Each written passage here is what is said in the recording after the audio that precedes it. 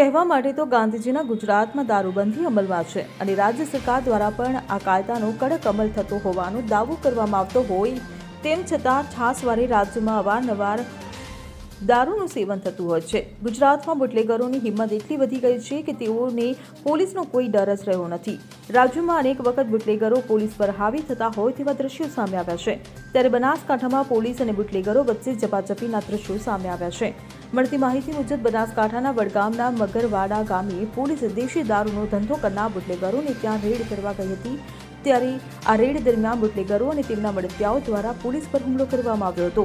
આ દરમિયાન પોલીસ અને બુટલેગરો વચ્ચે ઝપાઝપીના દ્રશ્યો સર્જાયા હતા। જો કે આ ઘર્ષણ બાદ પોલીસે તેમને કાબૂમાં લીધા હતા અને અહીંથી પોલીસે 72 લીટર દેશી દારૂ તેમજ 20 લીટર વોશ સહિત કુલ ₹14,900નો મુદ્દામાલ જપ્ત કર્યો છે। તેમજ પોલીસે એક સગીર સહિત કુલ 9 બુટલેગરો વિરુદ્ધ ફરિયાદ નોંધી એકની અટકાયત કરી હતી।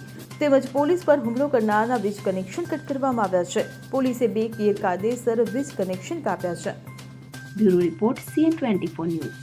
હવે જુઓ દેશ દુનિયાની તમામ ખબરો તમારી આંગળીના ટેરવે। ઉઠાવો મોબાઈલ અને Google Play Store પરથી ડાઉનલોડ કરો અમારી CN24 ન્યૂઝ મોબાઈલ એપ।